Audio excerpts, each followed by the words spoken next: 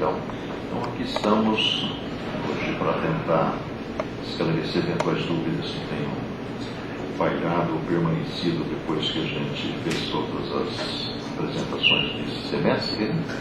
Então, se tiver dúvida, é só manifestar para que a gente possa desenvolver alguns raciocínios, né? Quem sabe colocar um ponto final nas eventuais dúvidas. Precisamos de vocês para que a coisa aconteça. Professor Luiz, as perguntas têm que ser obrigatoriamente em cima dos tópicos? Não necessariamente. Não necessariamente? Sendo futebol e política, tá bom. Qualquer coisa. Porque esses dias, professor Luiz, eu e minha esposa, a gente assistiu novamente aquele filme do Robin Williams. Sei, o Amor Além da Vida. Amor Além da Vida. E infelizmente depois ele até recentemente veio a suicidar-se, né? Sim. O Robin Williams. E eu queria perguntar para o senhor, e a gente ficou conversando sobre o tema, né? Sim. Que ele foi em busca da alma da esposa. Sim. E tal. Daquela que o filho também se encontrava lá. Sim. Se mais ou menos o filme ele foi, como vou dizer assim, verídico dentro da visão espírita. Então, a visão espírita, na realidade, talvez possa ser melhor compreendida se nós olharmos o capítulo 3 do Evangelho segundo o Espiritismo, cujo título é Há muitas moradas na casa de nosso Pai, que é uma afirmação de Jesus feita um pouquinho antes dele ser preso. Ele estava conversando lá com seus seguidores, que estavam, de uma certa forma, assim, meio intranquilos, conforme está relatado no Evangelho de São João, capítulos 14, 15, 16, acho que 17. E ele, em dado momento, fala assim: não se turbe vosso coração, crede em Deus, crede também em mim. Há muitas moradas na casa de nosso Pai. Eu vou preparar-lhes o lugar, né? E mais à frente ele vai falar sobre o Consolador prometido. Então, ao que tudo indica, esse Consolador prometido é o Espiritismo, porque ele disse que esse recado que o Pai mandaria a pedido dele não apenas lembraria as pessoas do que ele havia dito, porém ele também serviria para fazer com que as pessoas entendessem melhor aquilo que ele veio dizer quando aqui escreveu o livro e a cores, e que na verdade não era possível ser compreendido, até porque ele estava colocando informações totalmente novas, né, a respeito do relacionamento, principalmente entre aquele povo no qual ele ressurgiu, como o tal do Jesus, e que era um povo que não deixava barato, né? A lei de Talião era uma lei que era inflexivelmente exercida, e ele, na realidade, tem falado: se alguém te bater na face direita, oferece a minha esquerda. Se alguém te pedir para caminhar com ele 1000 passos, caminhe tantos quantos forem necessários. Perdoa, não 7 vezes, mas 70 vezes 7 vezes. O que é isso? Perdoar? Nem sei o que é isso. A questão do adultério, né, que era punido para principalmente a mulher através do apedrejamento, que é o que vai acontecer em algum momento lá da sua caminhada, onde ele é procurado por alguns judeus que estavam preocupados com o fato de terem surpreendido uma mulher em adultério. E aí ele estava rabiscando alguma coisa no chão, o único momento em que Jesus aparentemente escreve alguma coisa, e ele, ao ser indagado se deveria ser exercida a lei, ele olha para aquele povo e, na verdade, pronuncia aquela célebre afirmação de que se alguém tiver sem pecado, que atire a primeira pedra. E aí os caras jogaram as pedras no chão, um a um, e foram se afastando, e ele ficou só com a mulher e diz a ela: vai, não peques mais, né? Bom, esse é o Jesus. Vem falar sobre essas muitas moradas na casa do nome. O que isso significa? Naquela época não significava nada, porque na verdade, ao longo dos séculos que se seguirão depois que ele aqui passou, houve aquela estruturação em torno da mensagem dele, que se misturou dentro do conteúdo do paganismo e do judaísmo.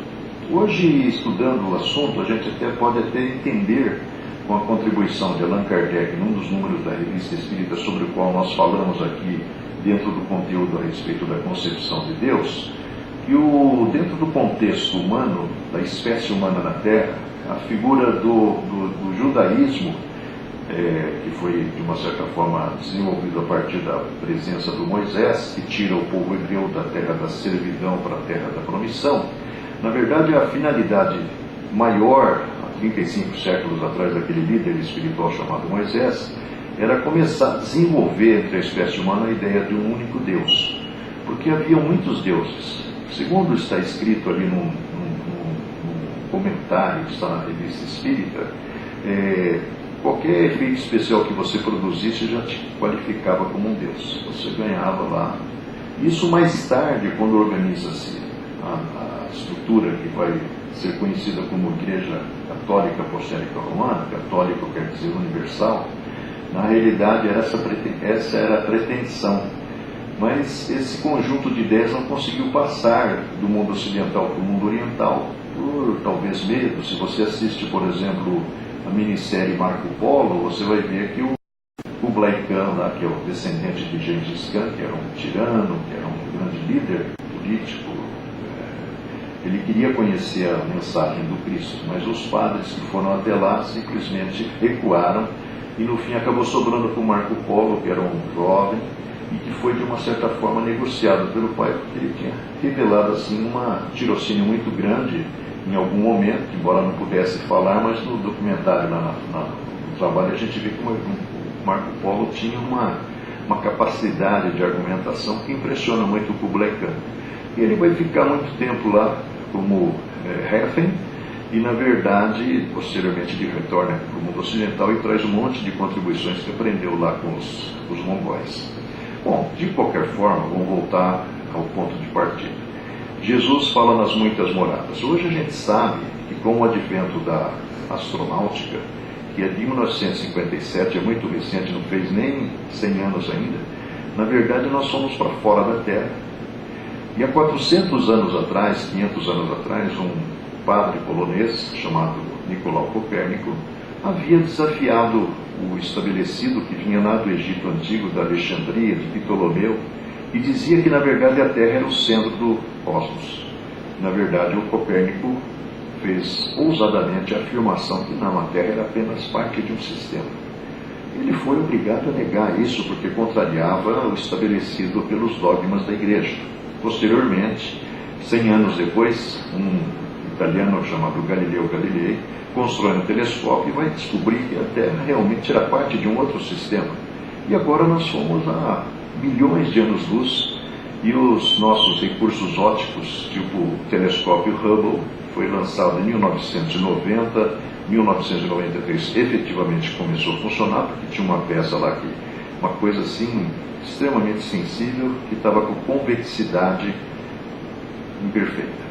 Então eles mandaram uns astronautas para lá com uma peça de reposição, fizeram recal lá no espaço, e olha que legal isso, essa possibilidade do homem conseguir sair daqui e trocar uma peça, e aí começou a produzir. Mais de 80 mil imagens foram produzidas em 20 anos, mostrando aspectos que nunca tinham sido verificados aqui da Terra dentro dos recursos, porque os telescópios mais poderosos que nós temos aqui na Terra, na verdade, estão sujeitos aos problemas das poluições atmosféricas e não conseguem pegar por lá. Então, vamos voltar. Nós estamos, então, avançando extraordinariamente no infinitamente grande, no macro. Mas, ao mesmo tempo, a ciência, desde o século XIX, começou a avançar para o infinitamente pequeno, para o micro. Nós somos dentro da nossa célula, nós somos dentro do nosso átomo, o que constitui a célula, e descobrimos que existem subpartículas além daquelas que os gregos tinham distinguido lá nas suas conjecturas, de que nós estávamos estruturados em cima de um corpo muito pequeno, chamados átomos, que eram organizados em cima de prótons, nêutrons no núcleo central, circundados por elétrons em velocidades e aproximados um do outro por cargas magnéticas, acabam compondo moléculas, compondo estruturas e dando origem a tudo o que é possível. Então, aí vem o tal do Espiritismo, que aparentemente é o que Jesus tinha prometido. Porque na realidade, século XIX, o mundo já estava, infelizmente aqui no lado ocidental da Terra, meio conturbado. A Revolução Francesa rompeu a influência vigorosa, poderosa, de uma certa forma limitadora da Igreja Católica, com Napoleão, e começa a surgir um monte de outras grandes conquistas. Em apenas 160 anos, nós saímos de uma condição assim de absoluta ignorância em relação ao nosso corpo, E hoje nós descobrimos que temos até neurotransmissores, que são elementos bioquímicos que fazem conexões entre as sinapses das nossas células nervosas e transferem informações e ordens para todas as partes do corpo. Mais de 60 foram descobertos. Alguns estão ligados ao humor, outros estão ligados a sono, outros estão ligados à insônia. As descompensações disso dentro da nossa extraordinária estrutura cerebral, na verdade, acabam fazendo com que a gente tenha um monte de distúrbios psiquiátricos, psicológicos, fisiológicos, né? Então, o Espiritismo veio descortinar um outro universo. É um universo não perceptível. E hoje a gente sabe que a gente enxerga as coisas, melhor ou não, através dos recursos ópticos, tipo óculos, ou tipo telescópios ou microscópios eletrônicos altamente potentes, acoplados a computadores que fazem a análise dos dados, fazem comparações, fazem síntese, tiram conclusões. A inteligência artificial extraordinária que está fazendo com que seja possível replicar quase corpos humanos em alguns países que são, digamos assim, avançadíssimos em tecnologia, estruturas que têm composição quase igual ao nosso corpo, que tem inteligência artificial que interage com você, robôs que já fazem isso, né? Esse negócio chamado internet, você joga uma pergunta no URL e ele parece que interpreta a sua indagação e traz um monte de respostas. Olha que coisa fantástica. Mas isso é uma coisa de 50 anos, é pouco. Mas a cada dia a cada hora vão surgindo novas descobertas. Então o Espiritismo veio falar assim, olha, os seus olhos não conseguem perceber essa realidade em meio à qual você tem seguido. Mas lá no começo do século XX, um cara chamado Albert Einstein veio falar na teoria da relatividade, que foi admitida pela comunidade científica só 60 anos depois, comprovada só no início desse século XXI. E na realidade, isso, mais as descobertas do Max Planck e outro alemão, acabaram gerando um negócio a partir dos anos 70 chamado física quântica, que é um dos ramos da física. E essa física quântica vem fazer assim afirmações também extraordinárias de que, na verdade, existem universos paralelos. Existem universos paralelos e, na realidade, não perceptíveis por nós. E a física, através de uma das teorias, que é uma evolução das primeiras, chamada teoria das supercordas, fala que, na verdade, por menos seja possível para a gente entender, na verdade, essa realidade aqui é uma realidade virtual. Ela vem de uma outra realidade. E o Espiritismo falava lá no século XIX o seguinte, questão 36. Entre o mundo espiritual e o mundo material, o espiritual predomina, porque é de lá que tudo vem, para lá tudo volta. Então, o Espiritismo vem responder às nossas indagações e ao mesmo tempo vem dizer o que Jesus tinha dito. Ele vai dizer para vocês o que vocês não estão conseguindo entender. E a física quântica vem confirmar, né? Então, começa a surgir um monte de outras coisas. Lá no capítulo 3, Kardec vai abrir o capítulo falando assim dos diferentes estados da alma na erraticidade. Esse filme americano, embora não tenha sido baseado na versão do Espiritismo à moda brasileira nem na moda francesa, mas sim a partir provavelmente de uma inspiração vigorosa que algum cara recebeu lá, ele vai associar um monte de conceitos que vêm da Igreja Católica, tipo inferno, tipo purgatório, que na verdade não é da Igreja. Isso aí foi composto nas estruturas dos princípios da Igreja, porque a ideia de limbo, de inferno, de purgatório vem do paganismo, que na verdade é uma estrutura que nasceu na Grécia, que na verdade tem a ver com um cidadão chamado Orfeu, que na época que o Moisés estudava lá nos centros avançados de conhecimento egípcio, o Orfeu também esteve lá. O Moisés foi na direção da sua realização, no que diz respeito à missão que tinha junto ao povo hebreu, e o Orfeu veio para a Grécia e lançou a ideia do politeísmo. Lá era o monoteísmo, aqui é o politeísmo. E o politeísmo até hoje predomina. Porque na realidade, católicos, começou-se a estruturar o conjunto lá dos diferentes santos, dos diferentes personagens que faziam algum tipo de, teoricamente, milagre, e que na verdade viraram aí os santos perdidos, São Judas Tadeu, deram lá especializações para um faz o casamento, faz a aproximação de Santo Antônio, o outro resolve o problema do desemprego, outro resolve o negócio do trânsito, cada um tinha uma especialização. Os espíritas, que são muito católicos, continuam com a mesma onda. Então, na verdade, a gente tem um monte de espírito protetor, né? Bezerra de Menezes, Livre de Barçanufo, alguns dessa linha, Joana de Ângeles, continua também na ladainha. Só que o que importa, cara, é o que na realidade está sendo oferecido para nós em termos de informações. Kardec, lá no capítulo, na segunda parte do livro O Céu e o Inferno, ou a Justiça Divina segundo o Espiritismo, que é uma tentativa de mostrar que a morte não existe e que essas imagens elas foram usadas no sentido de uma certa forma, massificar e pulverizar informações, né? E que Kardec vem dizer que não é bem assim, não existem generalizações, existem especificidades que dizem respeito à minha realidade essencial.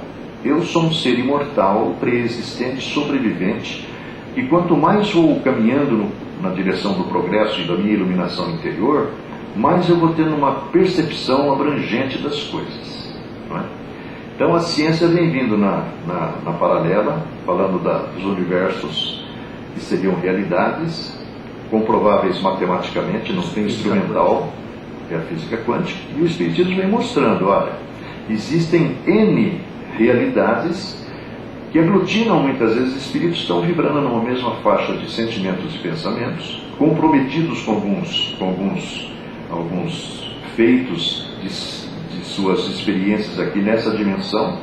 Então, isso vai nos remeter, depois da morte, 80% de quem morre, como Chico Xavier diria no livro inesquecível Chico Xavier, não vão para lugar nenhum, ficam dentro de casa. No início da experiência pós-morte do médico, que é vivenciado pelo Robin Williams, ele fica ali na casa. Você lembra que a mulher dele, depois do velório, do enterro, estava lá amargurada, e aí ele de uma certa forma insufla na cabeça dela, e a igreja pegou uma caneta, tem um papel em cima desse divaninha, ele começa a intuí-la, influenciá-la para que ela escreva o que ele está querendo que ela leia. E aí ela entra num conflito que é natural, porque a nossa cultura, infelizmente, é uma cultura ainda muito presa aos condicionamentos, porque tudo é condicionamento do passado.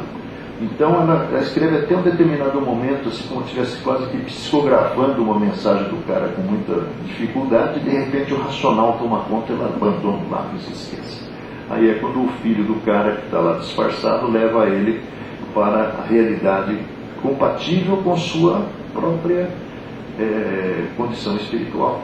E a condição espiritual dele, por ter sido um homem bom, um homem justo, um bom pai, um bom marido, o leva justamente para uma região que a mente dele cria, que é compatível com aquela paisagem maravilhosa que ele conheceu na Europa, onde ele conheceu a esposa dele, que tinha aquela ilha, com aqueles chorões, aquelas flores rosas, não é? E aí a primeira experiência, ele, na verdade, como ele estava ainda influenciado pelas atividades da própria esposa, ele era um apaixonado por obras de arte, ele começa a pisotear, ver os pássaros voando, desprendendo cores, tintas, né?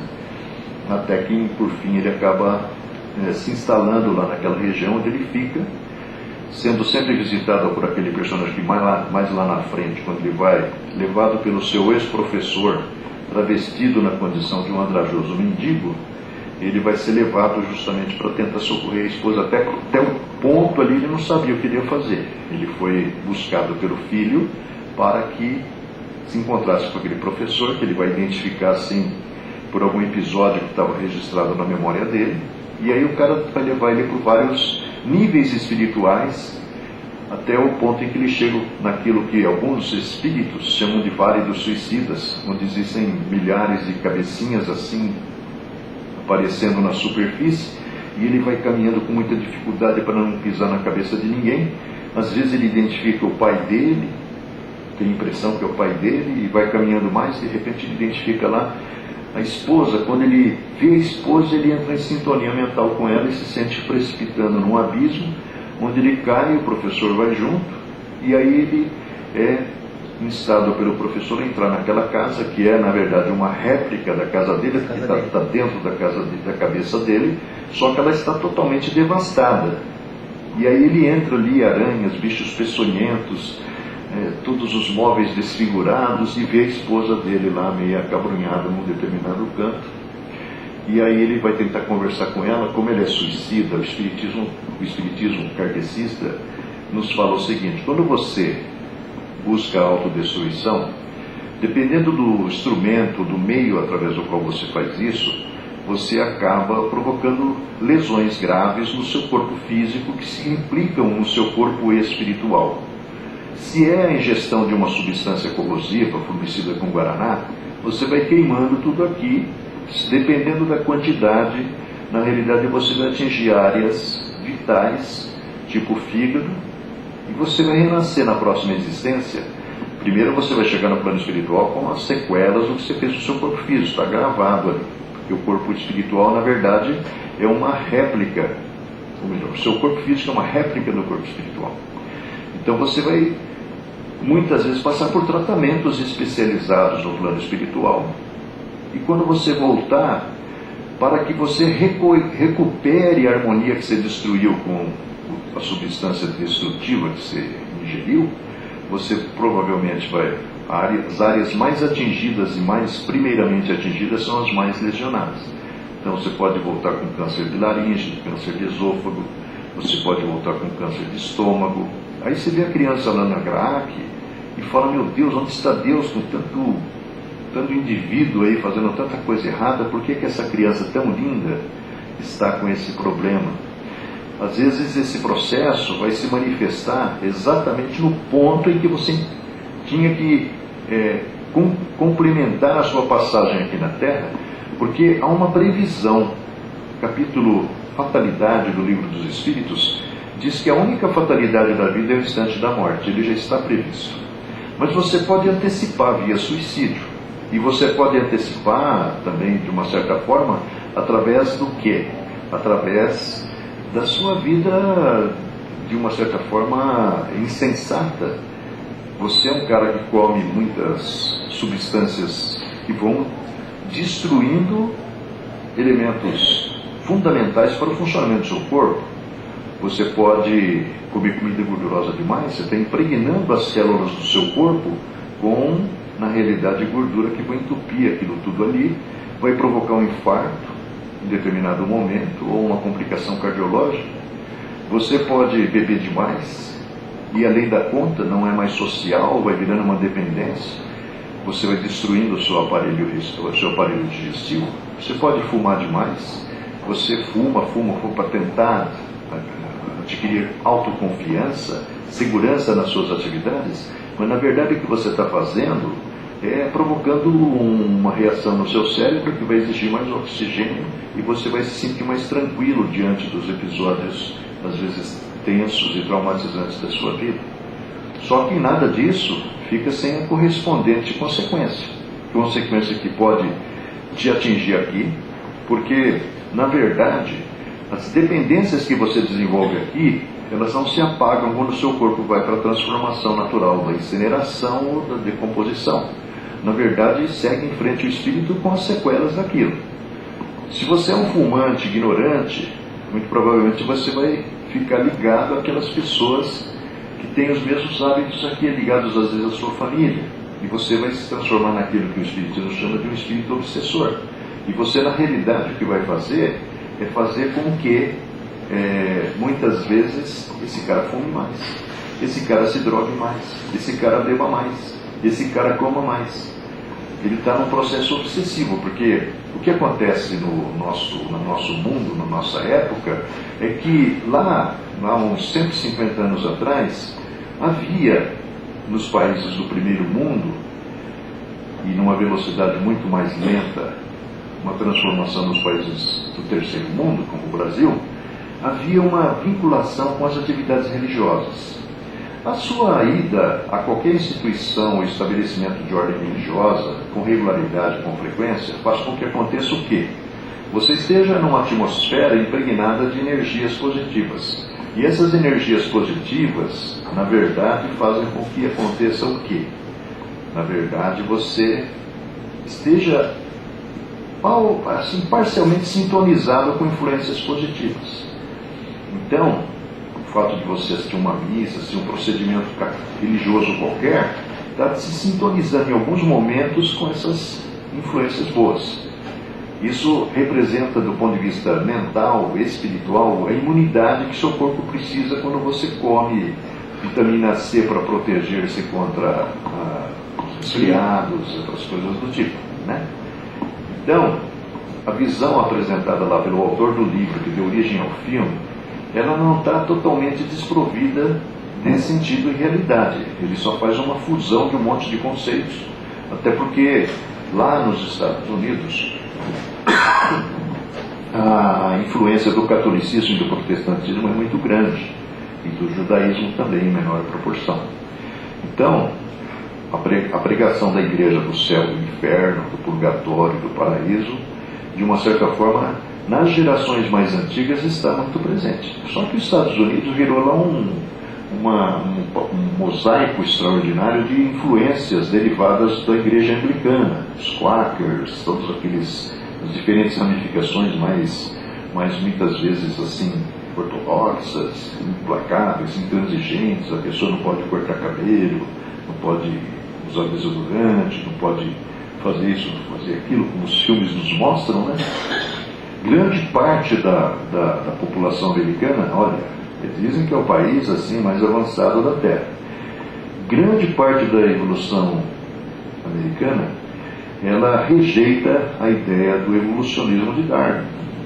Eles são seguidores da ideia do criacionismo da igreja, que nós nascemos na realidade por uma concessão divina, que na verdade, sabe, querido, todas essas ideias, elas vêm lá da Índia, e elas foram sofrendo adaptações de acordo com as culturas e civilizações e com as épocas, e chegamos nesse ponto em que estamos. Mas, por outro lado, você vê que por trás de cada um está realmente o espírito em processo evolutivo.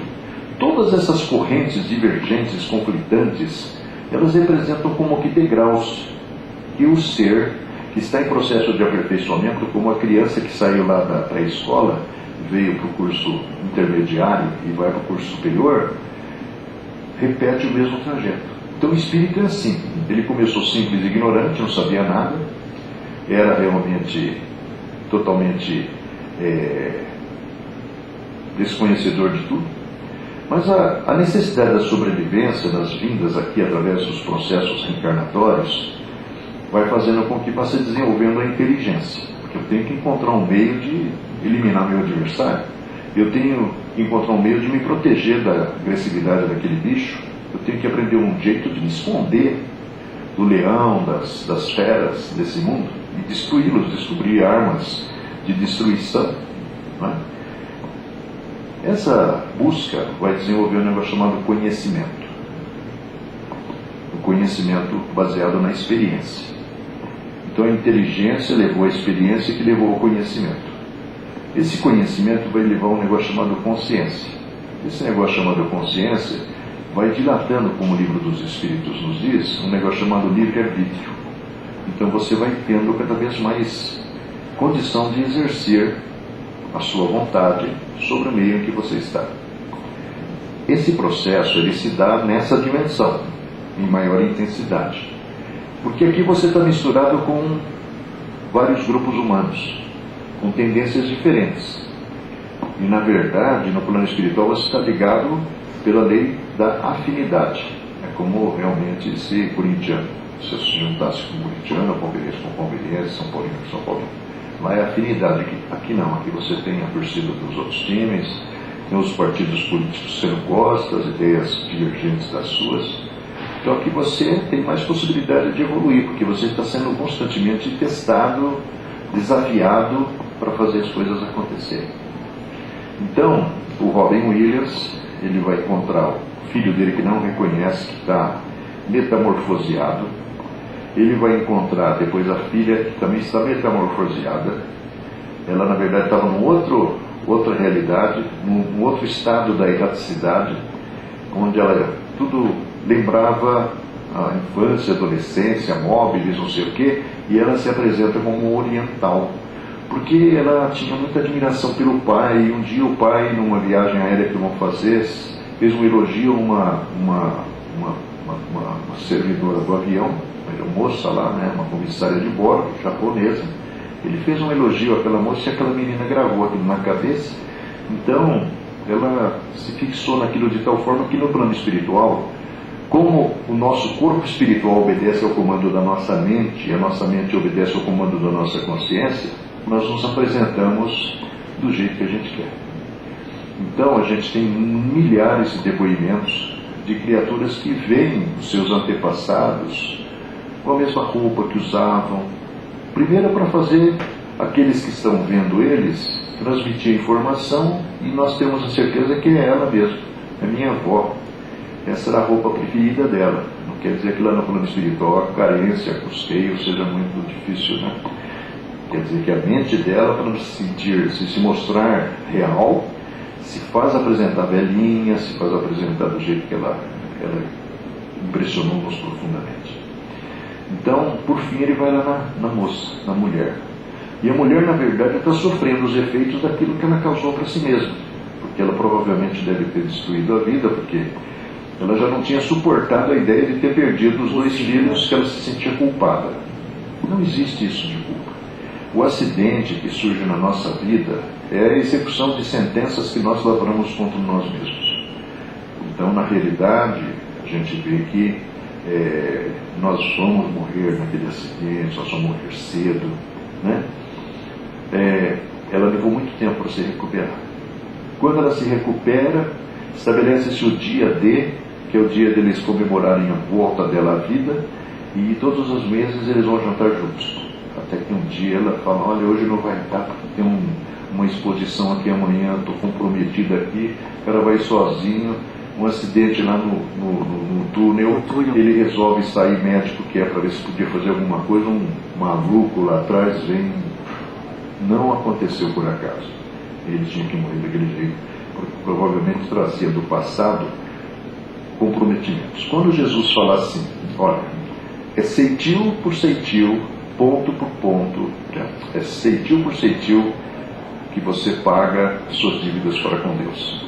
E é ponto por ponto, J por J, que a lei se cumpre. Ele não está fazendo um exercício de retórica para falar bonito, está falando, olha, é nos mínimos detalhes, não tenha dúvida. O que perde o avião que vai cair, chega atrasado, não levou documento, o filho do Caio Júnior esqueceu o documento em casa, não vai poder ir. O avião participou de uma licitação com uma oferta de uma grande companhia aérea que fazia um voo direto lá para Medellín, e na verdade eles preferiram a opção mais barata. O avião tinha um percurso a percorrer, tinha um programa de aterrissar no meio do caminho para reabastecimento, mas o atraso de 1h30 na saída do voo aqui de São Paulo fez com que acontecesse o quê? Fez com que acontecesse justamente um voo direto. Aí chega lá um avião de grande porte, tinha uma suspeita de um vazamento de combustível, tinha prioridade para aterrissar. O cara ficou queimando combustível dando volta, até que meteu a cara na montanha. Apenas 3 ou 4 sobreviveram, com sequelas, um sem a perna, teve que arrancar a perna, essa coisa do tipo. Não é por acaso. Em 1980, no Brasil, em Florianópolis, aconteceu o voo da Transbrasil, no dia 12 de abril, Páscoa, saiu daqui com 58 pessoas, entre as quais 2 irmãs e uma amiga, que iam passar o domingo de Páscoa lá com os pais, em Florianópolis. A filha liga para o pai: pai, vai mais cedo no aeroporto que nós conseguimos um voo antecipado. Fazendo um taxiamento no aeroporto Hercílio Luz, o piloto estava garoando, o cara errou alguma coisa. E isso se dava, sabe por quê? Segundo informações de um comandante que a gente conhece, existem 2 formas de você aterrissar um avião. Hoje eu acho que só existe uma, mas naquela época, em 1980, existiam 2. Existia por instrumentos e existia por iniciativa do próprio comandante. As companhias aéreas preferiam que o comandante fizesse essa aproximação e aterragem, por causa da economia de combustível. Quando é através do instrumental, gasta-se muito mais, naquela época, né? 1980.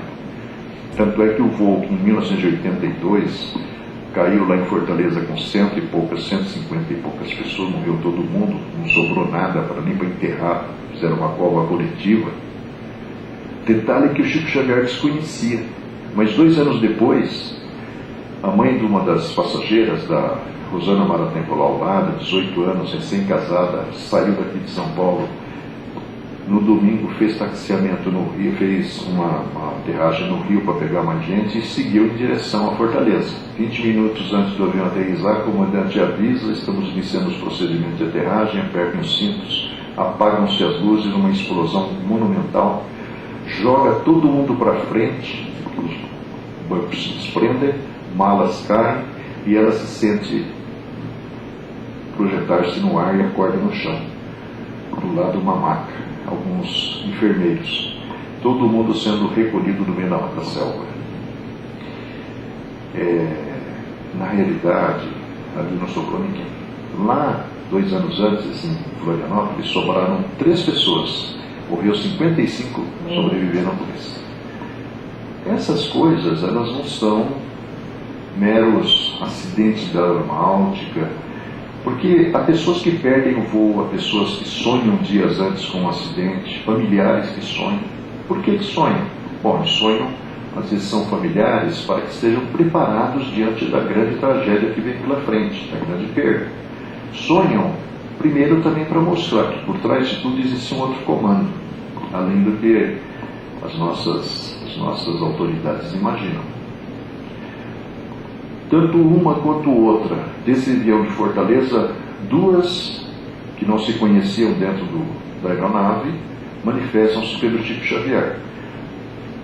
Dão percepções totalmente diferentes, como é que viram, sentiram e passaram o problema.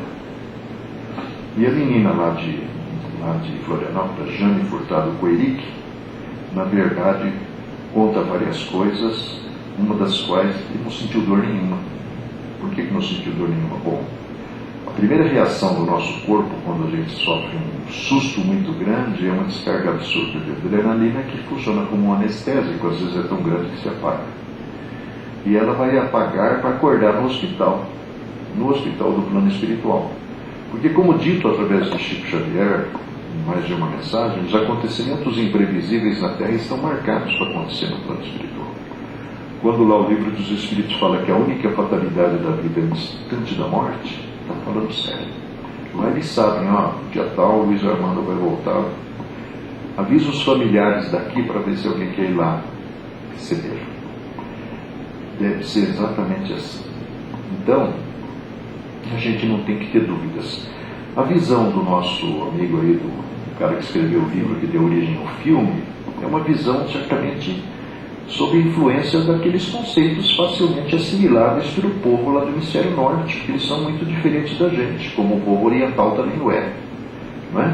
Então a nossa visão aqui é uma visão até certo ponto de espíritos que trazem do passado ou uma ânsia de respostas, ou vieram aqui para exercer algum tipo de trabalho, porque o Chico Xavier, entre as revelações extraordinárias que nos oferece, em 1972, ouviu do espírito que o orientava, chamado Emmanuel, que entre os últimos 25 anos do século XIX e a metade do século XX, entre 15 e 20 milhões de espíritos franceses reencarnaram no Brasil, para fazer o espiritismo acontecer, a ideia da reencarnação se tornando uma coisa compreensível, aceita como é no Oriente. Então, na verdade, é por isso que o espiritismo floresceu aqui. Que na realidade as bases são lá da França, mas não tinha a mínima chance de dar certo lá, nem na Europa, porque a Europa velha tinha grandes comprometimentos kármicos que viria enfrentar no século XX das guerras, tipo a guerra na metade do século, a Segunda Guerra, com a Primeira Guerra, e trazia do passado grandes comprometimentos a serem resgatados.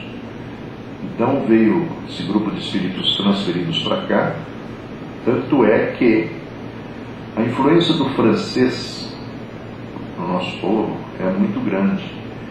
Até meados do século meados da década de 70, nós aprendíamos francês na escola. Até o segundo ano ginasial, depois, a partir do segundo, era inglês. Depois acabaram com o francês.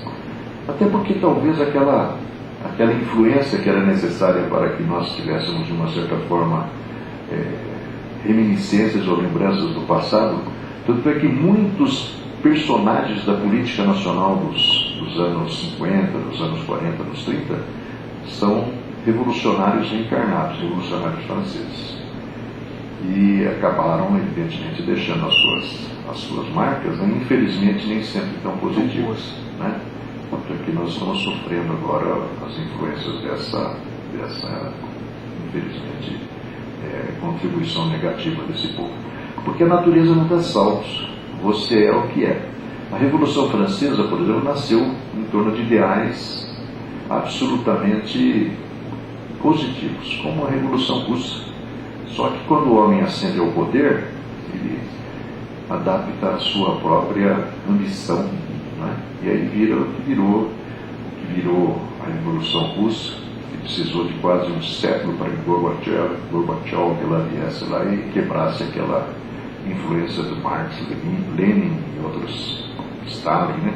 Stalin matou 18 milhões de pessoas no seu período de domínio.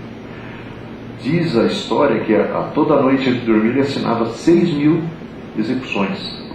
Ele foi pior que o Hitler, mas a história só se fixou no Hitler por quê? Porque o Hitler envolveu o povo hebreu, e o povo hebreu está em todo o mundo, domina os meios de comunicação. Então a propaganda contra o Hitler é muito maior, mas o Stalin foi pior lá na Rússia. Só ver a história como é que está registrando isso. Então não está errado o que o Múcio está falando, é apenas corresponde à percepção sob a influência da escola religiosa que eles elegem. Se você pegar o Nosso Lar brasileiro, feito pela Globo, você vai ver que está próximo daquilo que nossa mente, de uma certa forma, considera, né? Eu acho que foi um filme muito bem feito. Infelizmente eles não fizeram e a vida continua. Se tivesse feito, teria sido melhor do que foi, porque a vida continua, vai bem, de repente descamba para acabar logo o filme e mistura um monte de coisa que quem não é espírita não entende nada do que o Lima Duarte, que vivenciou o Ribas lá, está explicando. Obrigado. Nada, filho. E vocês, meninas? Tem uma questão aqui, a respeito do Alzheimer, né? O paciente em coma, com Alzheimer, esclerose, ele tem consciência de tudo aquilo que acontece? Sim. O Espiritismo afirma isso, Emmanuel fala isso num livro chamado Plantão de Respostas, quando vai falar do coma. Então, na realidade, o que acontece, assim como em qualquer transtorno psiquiátrico, na realidade, aliás, no blog As Revelações da Revelação, hoje, ontem à noite a gente fez uma postagem, onde Kardec, lá no século XIX, está dizendo que o cérebro é mero veículo de manifestação do espírito. Então, o cérebro, na verdade, é uma estrutura que é como se fosse assim um teclado de computador que obedece o que o espírito está falando. Qualquer tipo de distúrbio mental ou físico nós construímos em função do uso do nosso corpo em vidas pregressas. Evidentemente, o uso da inteligência está intimamente ligado aos transtornos psiquiátricos. Então, eu uso a minha inteligência no sentido de exercer o poder de uma forma injusta. Eu uso a minha inteligência no sentido de acumular riqueza só para mim em prejuízo da sociedade. Comercializar escravos, por exemplo. Eu vou trazer, quando eu amadurecer espiritualmente, isso à tona, e vou me sentir de tal forma necessitado de apagar isso da minha memória que eu vou vivenciar, às vezes, experiências restritivas. Hoje existe um monte de informações que nos dão conta que as mudanças abruptas pelas quais a sociedade vem passando nos últimos 50, 60 anos, até pelas necessidades de abastecimento de alimentos, faz com que muitos dos alimentos sejam impregnados de substâncias altamente nocivas. Então, anabolizantes, hormônios, antibióticos nos animais, que não são essenciais à vida. Existem, segundo-se hoje, compreende uma série de outras alternativas através das quais você pode repor a vitamina B12, que seria essencial para a sustentação do seu corpo, e dizem que só pode encontrar-se na carne de origem animal, né? Então, na verdade, no caso do Alzheimer, existem pesquisas que sugerem que a necessidade de produção em escala de utensílios domésticos usando o alumínio, que não é exatamente igual ao alumínio lá do começo do século, faz com que essa camadinha fina do alumínio, que é só a panela de fazer o arroz lá em casa, de esquentar o feijão, desprenda partículas que não são degradáveis, que são ingeridas com o alimento e acabam se depositando em algumas áreas da sua própria estrutura nervosa. E essa degeneração vai levando à manifestação de doenças do tipo citado. Assim como muitas outras doenças que surgem, né?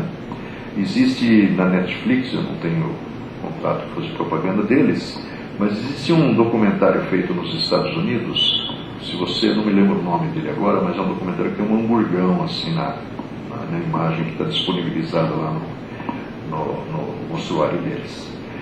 Assista, se você tiver Netflix, aquilo lá, que ele vai mostrar como que as grandes corporações, elas na realidade acabam financiando associações, associações médicas, associações ligadas à área da saúde, fazendo propagandas mentirosas, enganosas, que na verdade fazem com que as pessoas consumam determinados alimentos e estão degradando a sua própria saúde, comprometendo a sua própria saúde. Assista aquilo lá, porque é um negócio assustador. Não sei nem como é que o cara que fez aquele filme conseguiu levar avante. Aqui lá a sociedade é um pouco mais esclarecida, mas é um rapaz que vai peregrinando por vários, tentando falar inclusive com alguns representantes de grandes associações ligadas à saúde, à diabetes, outras coisas mais, que existe toda uma indústria por trás disso, seja farmacêutica ou não.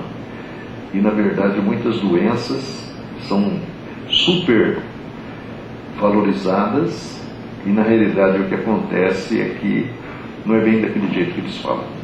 E algumas são até agravadas pela ingestão de substâncias que são até apoiadas por essas associações. Então, esse é o mundo que nós estamos vivendo. Então, a grande massa humana não se esclarece. A quantidade, por exemplo, de pessoas que comprometem sua saúde, como eu falei para o Cláudio, na ingestão, por exemplo, de carne animal, nos churrascos de fim de semana, que se repetem, regados a muita cerveja, às vezes que torna o cara dependente, ou se não torna o cara, torna o filho que está observando o exemplo do pai do dependente, na verdade está por trás de muitos acidentes vasculares. E a ciência hoje é muito avançada. Eu tive a demonstração disso há dias atrás, quando após tomografia de tórax, ecodoppler de coração, mais cintilografia não conclusiva, estava demonstrado que eu tinha problemas no ventrículo esquerdo de alguma interrupção lá no fluxo sanguíneo por gordura. Aí cateterismo, as marquinhas aqui ainda, roxinho aqui, ficou bem pior. É um negócio fantástico. Você entra lá num freezer e na verdade o cara coloca uma vedação na sua frente e entra com um catéter de 2 milímetros por aqui, vai aqui. Você recebe um DVD, imagem toda escura, quando ele injeta o contraste aquilo lá se ilumina. Aí aparecem todas aquelas ramificações das artérias no seu coração, veias, sei lá o quê, e você vê que está tudo desentupido. Foi o que me falou na hora, não tem nada. Eu tenho a minha teoria sobre como é que isso acontece, né? Para mim, né? Mas a maior parte não. Eu teve um colega, o Walter Pérez, da minha terra, jogamos bola junto, morreu domingo, na hora do almoço, um ataque cardíaco, 40 minutos depois tinha morrido, problema cardiológico. O Marcos, goleiro do Palmeiras, escapou dessa porque foi fazer um exame de rotina, mandaram fazer lá o tal do cateterismo. E o cateterismo levou aos procedimentos cirúrgicos. Acho que esse já saiu do hospital. Saiu. Então, duas histórias diferentes. O Valdir, que nem tocava, ele era magrinho, assim, relativamente ao tempo que ele é mais velho que eu. O William Wack, lá da Globo, também está fazendo um procedimento, está fora do ar, fez o cateterismo para colocar lá fazer a geoplastia, injetar ar para desentupir, então colocar o stent, né? Volta ao ar na segunda-feira. Então, olha como a medicina está avançada. Por outro lado, está mostrando, como a gente conversava, né, que da replicação humana através da reprodução assistida, seja in vitro ou seja por outros procedimentos, na verdade vão demonstrando que o corpo, porque os caras hoje já conseguem interferir lá quando percebem, né, que você vai nascer com um problema lá qualquer de saúde, eles já conseguem interferir na genética e extrair aquilo lá, aquelas marcas que vão provavelmente resultar em doenças, antes de você desenvolver o embrião, antes de você desenvolver o feto. As primeiras 8 células do seu corpo eles colocam lá no microscópio e já fazem a avaliação disso. E começou lá em 66 o transplante de coração, que mostrou que tem peça de reposição, dá para trocar, hoje talvez nem tanto. E aí veio o fígado, veio o pulmão, veio o intestino, até a operação do intestino já existe nos Estados Unidos. Por incrível que pareça, foi um brasileiro beneficiado pelo SUS. Mas foi uma experiência extraordinária feita lá. Então o corpo é uma máquina. Você tem que pilotar como espírito consciente que pretende ser, de uma forma responsável, sem grandes comprometimentos com combustível adulterado, não esquecendo de trocar o óleo, de fazer uma revisãozinha de vez em quando, né? E o corpo é assim. Como é que a gente faz a manutenção dele? Alimentação mais equilibrada, caminhadas periódicas para fazer o azeitamento interno, a lubrificação interna, ingestão de água em quantidade, para que seu rim funcione, para que você não tenha complicações renais, e por aí vai. Então, isso é maravilhoso, né? Mostrando-nos a ciência que a vida humana, teoricamente, está sob controle até certo ponto da ciência, né? Teoricamente. Né? A longevidade na Terra, ela aumentou muito nos últimos anos, inclusive no Brasil, né? Esse Ministério da Saúde ele considera a longevidade, e não é por causa da qualidade da saúde oferecida, é pela quantidade de velhos que estão fazendo exercícios, caminhadas, participando de maratonas. Você vai nos parques aí de São Paulo, qualquer dia da semana tem um monte de senhores lá fazendo as suas caminhadinhas, coisa que o sedentarismo do século XX, de uma certa forma, acabou, até certo ponto, transformando em complicações de saúde. Você fala alguma coisa a respeito da questão de que pacientes com Alzheimer, ele reconhece algumas pessoas e outra pessoa ele não reconhece? É importante que se diga que o Espiritismo não fala sobre o Alzheimer especificamente. Na verdade, por dedução, a gente pode compreender, e observando os quadros que se nos apresentam, que não existe um indivíduo ao outro. A doença ela se instala paulatinamente, ela não vem assim, manifesta de hoje para amanhã. Isso é um processo que vai evoluindo e está intimamente ligado, talvez, à qualidade de vida que o indivíduo teve, com a condição física em que ele está. Se ele está com uma condição física debilitada, provavelmente a manifestação se dará um tempo mais curto. Então, esses lapsos que ocorrem de reconhecimento e identificação em alguns momentos, talvez seja no estágio ainda inicial da manifestação da doença. Vai chegar um ponto lá na frente que o cara não vai conseguir nem se mexer, não vai saber nem como é que fala, nem nada. Então, tudo isso, na realidade, está intimamente ligado a processos causados para o indivíduo contra si mesmo ou contra os outros. Né? Nós lembrávamos de um caso que está num clipezinho que me mandaram aí pelo WhatsApp, de um médico muito frutuoso ligado a uma instituição conhecidíssima no Rio, em Jacarepaguá, se não me falha a memória, de um tal de Frei Luiz, que na verdade é onde o artista Carlos Teresa teria se curado de câncer. E o doutor Frutuoso está sendo perguntada por alguém e responde uma pergunta dizendo que há 40 anos atrás ele estava ao lado do espírito incorporado, super incorporado, ele usa esse termo, né? Diz ele que isso é um processo de quase que domínio completo do espírito desencarnado sobre o médium, né? Ou seja, é um estágio bem avançado de associação entre a mente desencarnada e a mente encarnada, que praticamente se sujeita àquele espírito. Chama de superincorporação, termo lá que ele usa, não sei direitinho.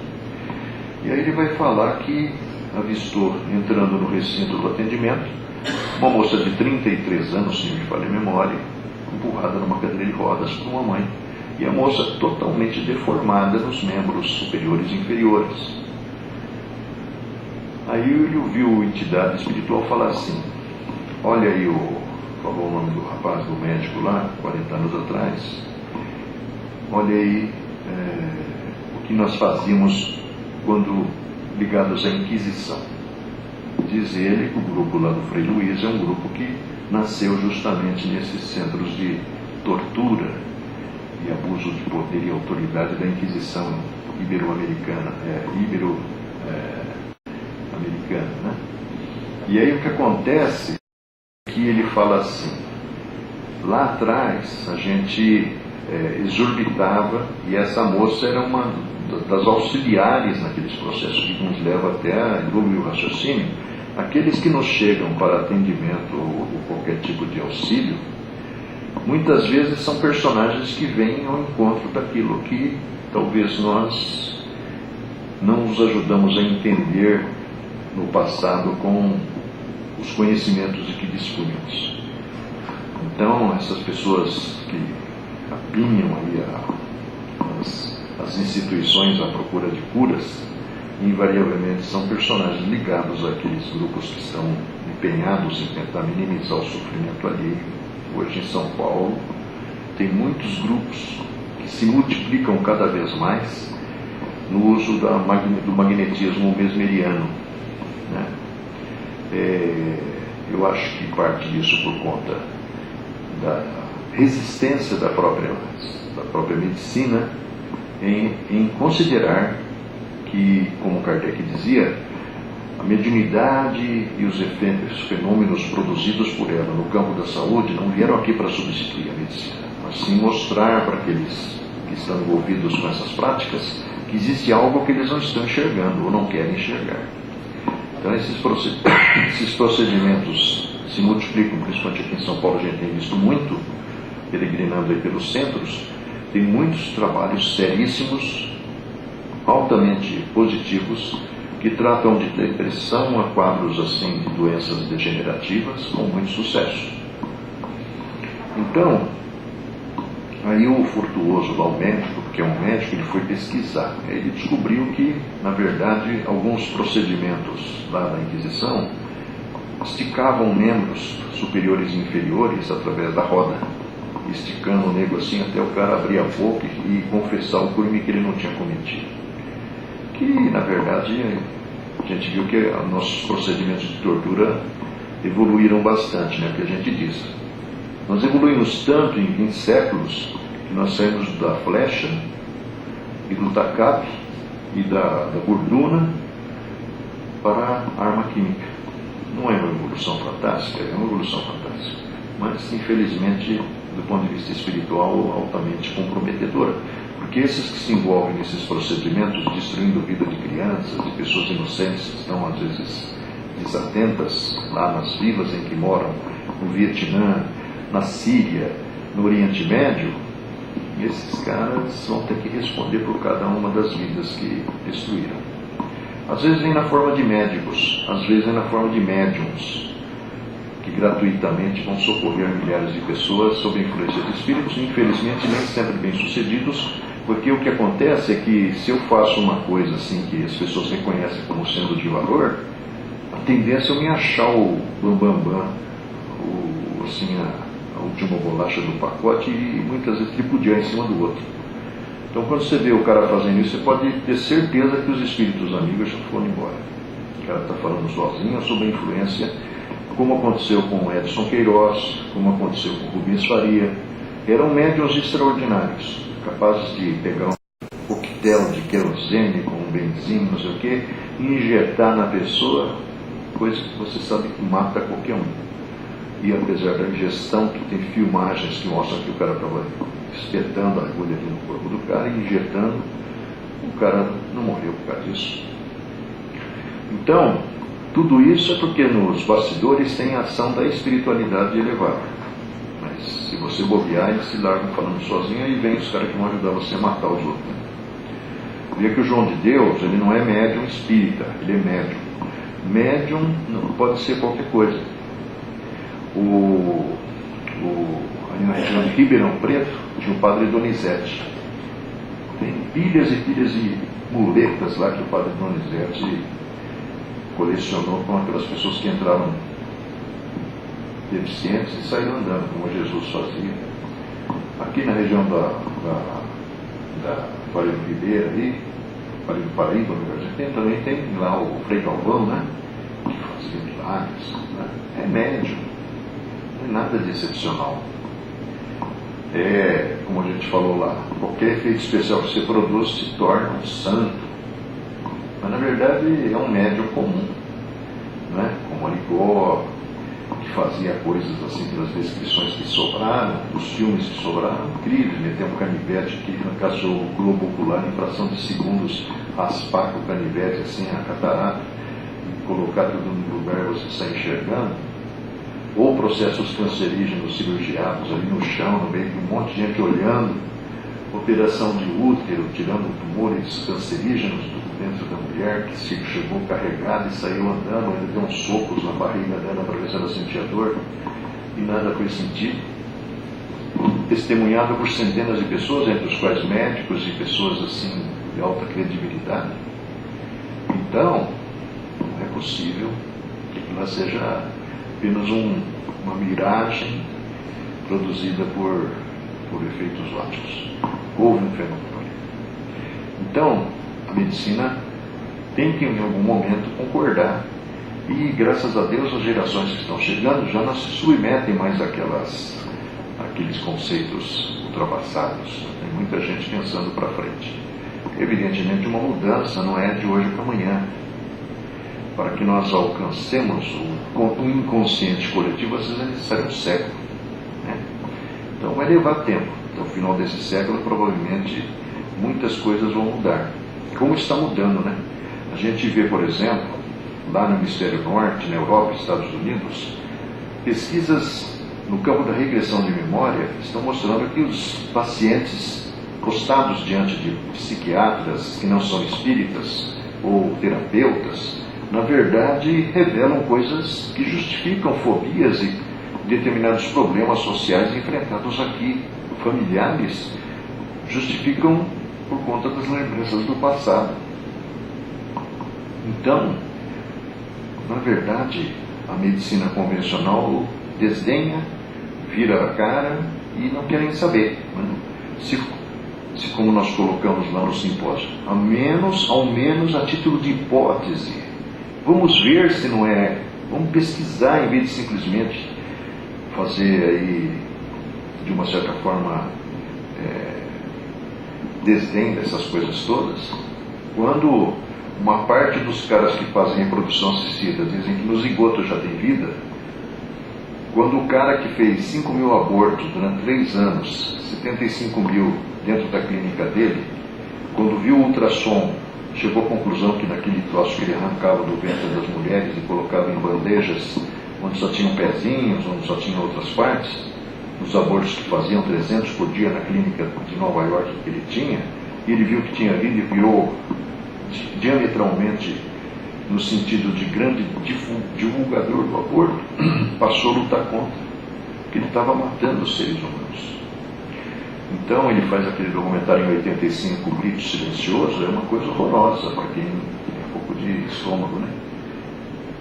Aí, na verdade, se eles estão falando que tem vida ali, por que a nossa lei vai dizer que pode abortar? É o terceiro lei, não tem vida nenhuma. Há dúvidas. Claro que interessa para as pessoas que realmente predomine justamente aquilo que vai. E aí a gente viu, ontem a gente ouviu numa palestra que assistimos, uma mãe, assim, muito emocionada, pedindo orientação para quem estava fazendo a palestra, por conta das justificativas que o filho dela, adolescente, usa para consumir maconha. Porque não faz mal nenhum, porque na verdade os artistas aí estão dizendo que é tudo de bom, porque na verdade o Uruguai já está vendendo na farmácia, o Canadá também está. A produção do Uruguai, no dia que foi aberto nas farmácias, desapareceu das farmácias. Então, na realidade, que uma pessoa que fazia palestra falou assim: conversa com o seu filho, fala qual é o projeto de vida dele, o que ele vai fazer, o que ele pretende ser daqui a 5 anos, 10 anos, 15 anos, e se ele acha que com o consumo da droga ele vai conseguir realizar alguma coisa. Porque é um procedimento inicial. Da maconha ele vai para outra droga mais pesada, e aí vai virar um trauma. Então, a sociedade que nós estamos vivendo, ela faz apologia do mal. Não existem, assim, organismos que estão tentando coibir isso, né? Pelo contrário, porque interessa para quem está no poder que a sociedade esteja sob domínio dos ambiciosos, dos egoístas. Então, é a mesma coisa, a questão do aborto. 1 milhão de abortos são feitos no Brasil por ano. A cada 2 dias morre uma mulher, adolescente geralmente, por conta dos procedimentos cruéis e invasivos. Mas lá na frente vem a resposta, vem na infertilidade, vem no filho que morre 2, 3 vezes, né? Engravida uma vez, morre, engravida 2 vezes, morre, faz inseminação artificial, morre 5 que estão na barriga.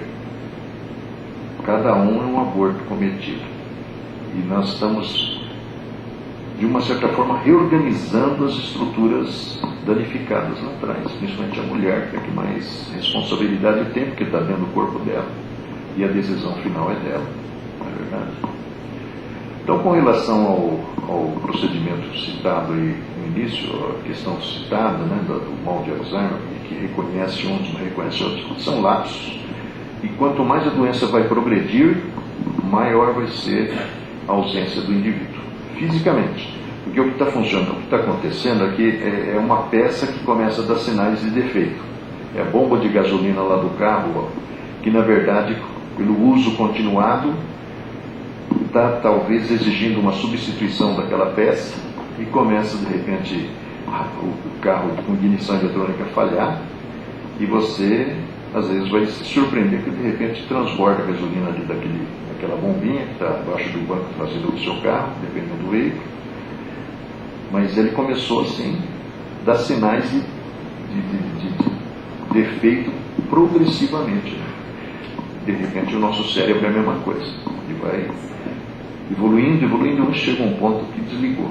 Aí, meu filho, só sobra o resto da estrutura e você vai ter que suportar, porque o Chico Xavier fala no livro O Plantão de Respostas de Emmanuel, diz a ele o seguinte: a família, ela é voluntária ou ela está comprometida com aquele caso. Não adianta jogar ele lá no asilo de velhos, que ele vai voltar lá no futuro, na próxima existência, como uma criatura que vai solicitar de você aquilo que você negou agora. Pode falar, filho.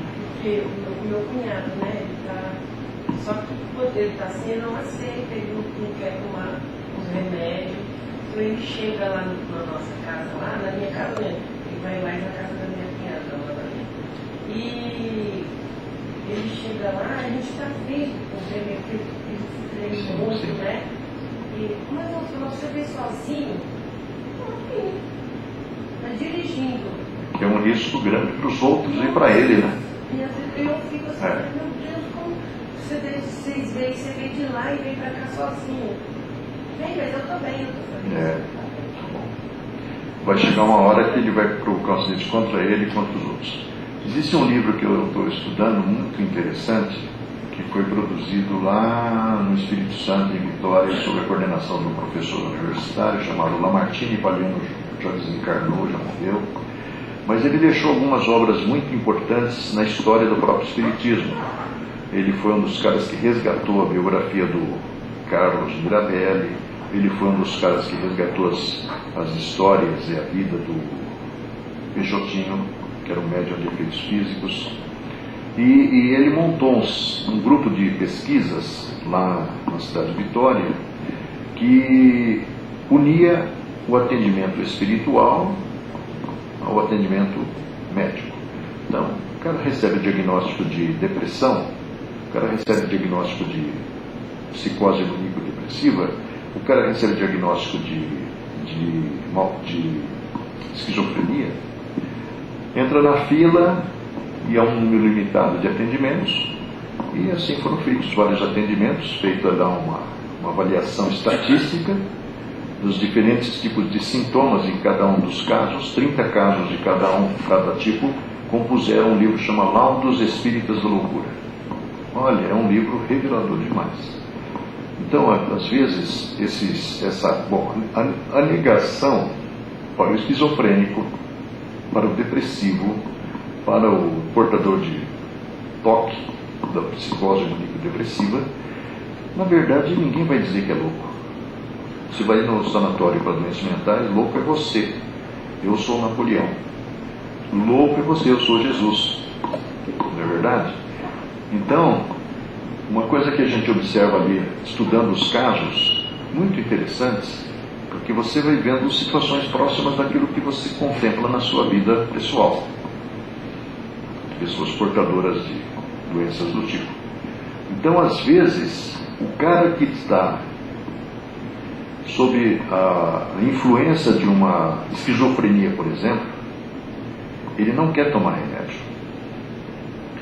Mas o remédio tranquiliza ele, mantém ele sob controle, ele deixa de ser agressivo, ele tem uma vida normal, constitui família e outras coisas mais. Mas às vezes aquela resistência em tomar o remédio, como a gente vê no caso desse livro, é justamente porque ele, através dessa doença, ele está se autopunindo. Porque, como o Chico Xavier falou, a esquizofrenia, ela é o complexo de culpa, que na verdade te persegue além da vida e desorganiza a sua mente por causa do exercício do poder que você teve lá atrás. E na realidade o que vai acontecer é que você intimamente sabe que aquela doença é a forma de você se reabilitar. Um exemplo, né? Uma menina, aos 9 anos, ela descobre que ela é adotada. E ela descobriu por terceiros, ela não descobriu pelos pais, que tinham por ela assim, um carinho muito grande. Na realidade, quando ela descobre, ela começa a entrar num processo de depressão, e essa depressão revela a esquizofrenia, diagnosticado fechado pelo médico, medicação específica. Mas na realidade, por trás dela, existe uma entidade que vai no centro de pesquisa do Paliano, com 7 ou 8 médiuns com características diferentes. E o livro é muito interessante, porque o livro ele vai falar sobre um monte de remédio homeopático ser receitados pelo Dr. Alberto Seabra, pelo Bezerra de Menezes lá no grupo, que tem a ver com o controle ou a reversão de quadros do tipo.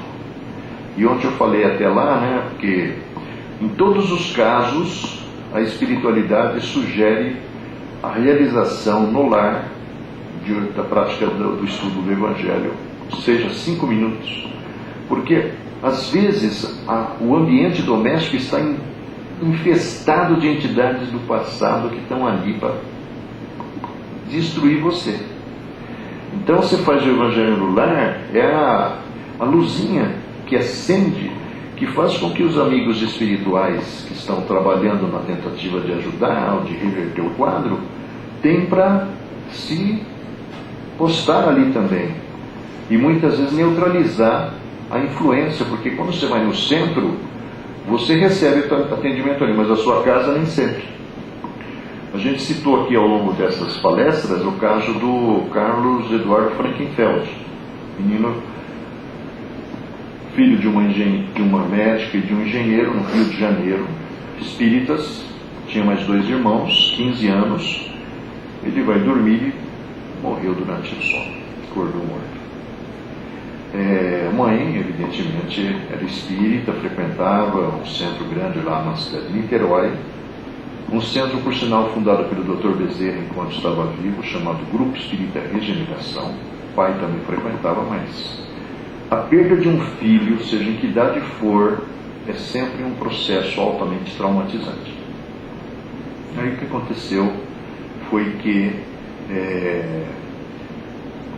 eles acabaram de parar no Chico Xavier, né? Porque o Chico Xavier estava ativo ainda.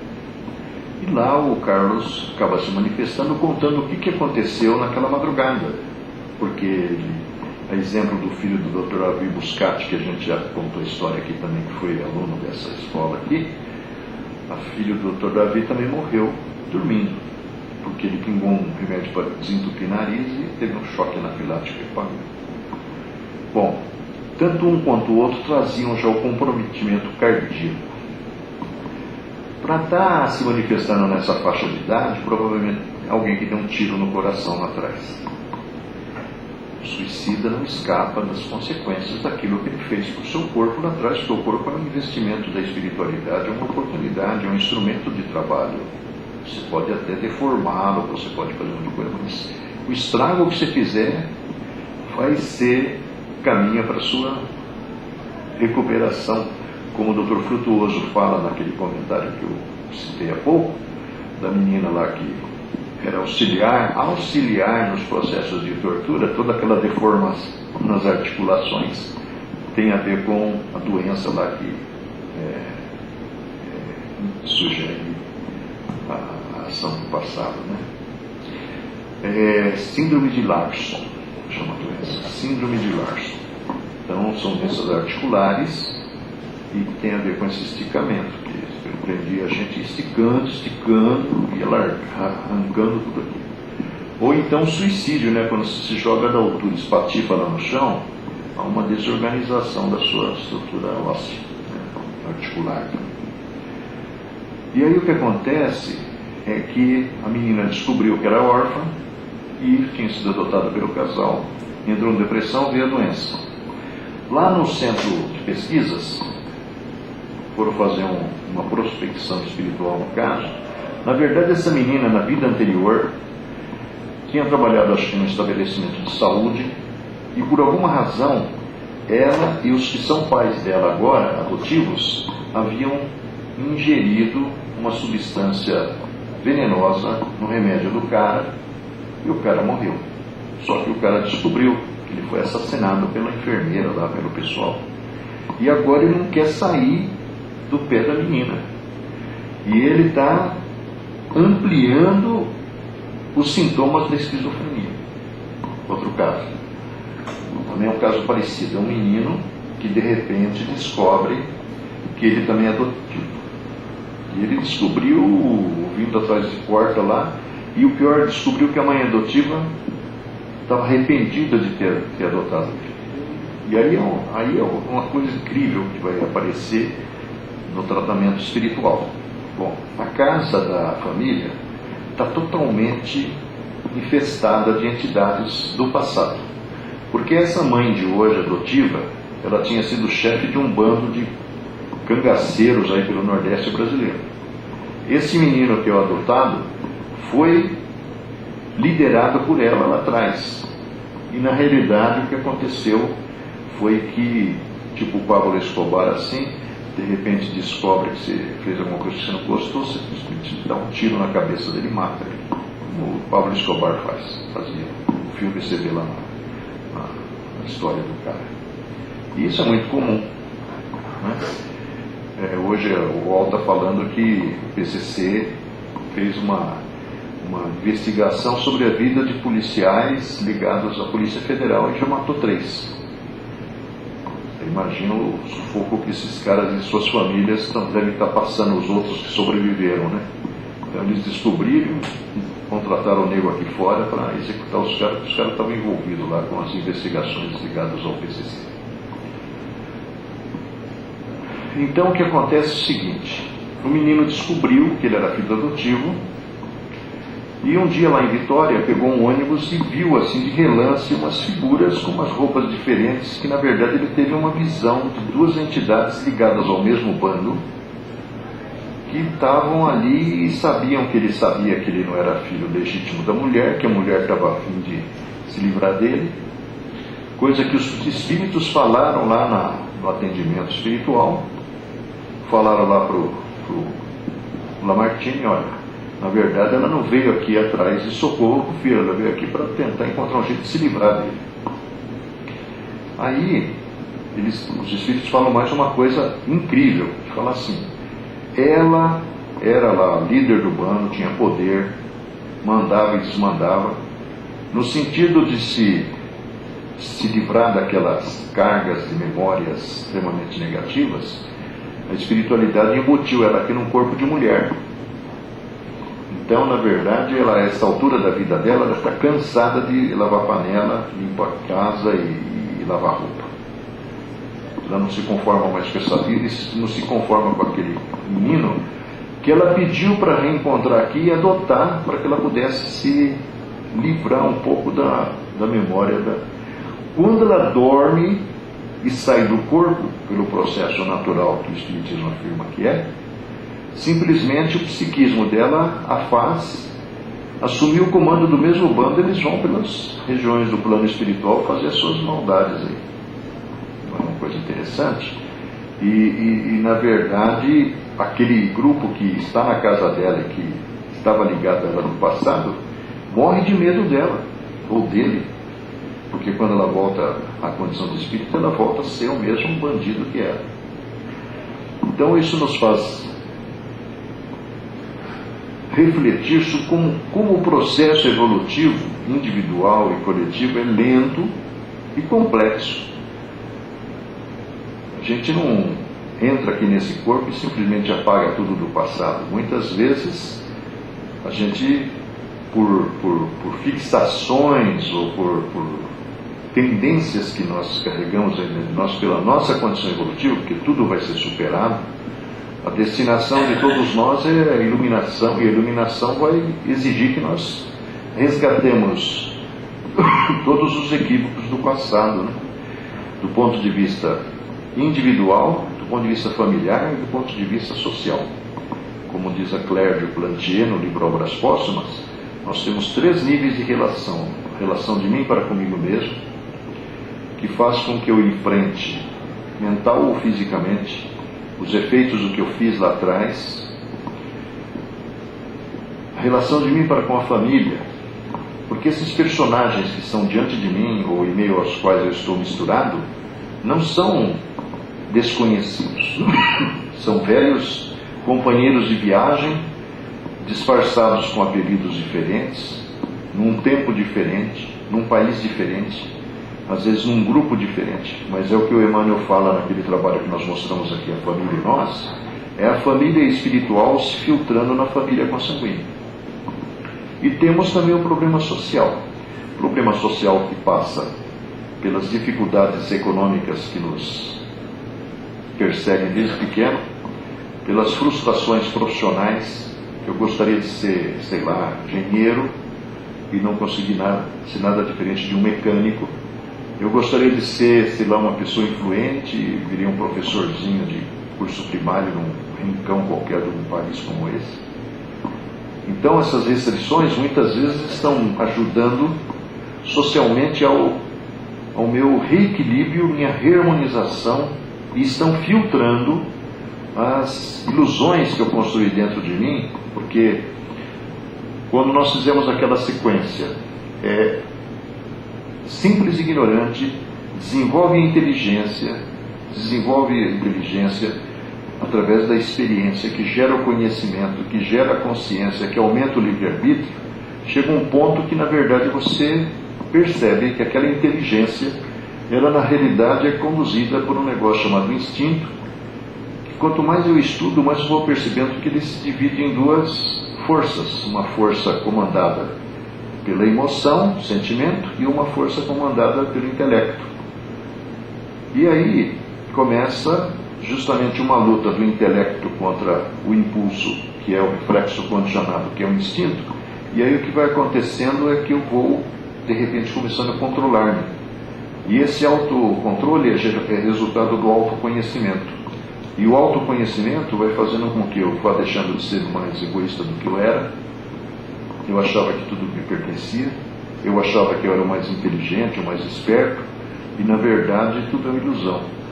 E isso aí vai se apagando através de outras experiências que vão passando aqui, hoje, numa faixa de tempo mais dilatada, porque a longevidade na nossa realidade aumentou de 60 para 75 anos, assim, em poucos anos, e a tendência é aumentar mais ainda, né? Mas há 100 anos atrás, a média de idade era 40 e poucos anos, 50 anos no máximo. Há 2.000 anos atrás era 28 anos. Então, 28 anos você não faz nada, você nem começou a viver ainda, você já morre, né? Fome, guerra, todos os tipos de doença que você tinha na época, né? Porque nós temos que concordar que o antibiótico fez a diferença, que as vacinas fazem diferença, que tudo isso daí é para preservar uma certa qualidade de vida que você destrói de uma maneira inconsequente na alimentação, ingestão de substâncias prejudiciais à sua saúde, né? Há uma luta, e no meio espírita a gente vê até muita resistência, no sentido de mostrar que nós não precisamos da carne animal. A carne animal faz muito mal mesmo, pelas necessidades de aumento de peso. O leite é um veneno, tanto é que a antroposofia, Rudolf Steiner, que é derivado da teosofia, fala assim: o bezerro não morre tomando leite da vaca, mas o ser humano continua consumindo. E o meu estômago é muito menos resistente do que o de um boi ou de um bezerro, não é verdade? Então, na verdade, essa degradação, porque a vaca só produz um tipo de leite, doente ou não. Como ela tem que produzir tantos litros de leite por dia, eles injetam um monte de substâncias nela para que ela... Só que ela fica com o problema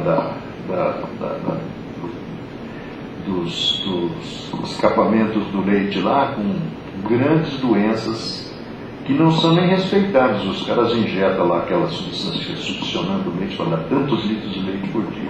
Aí vai para pasteurização, os processos químicos.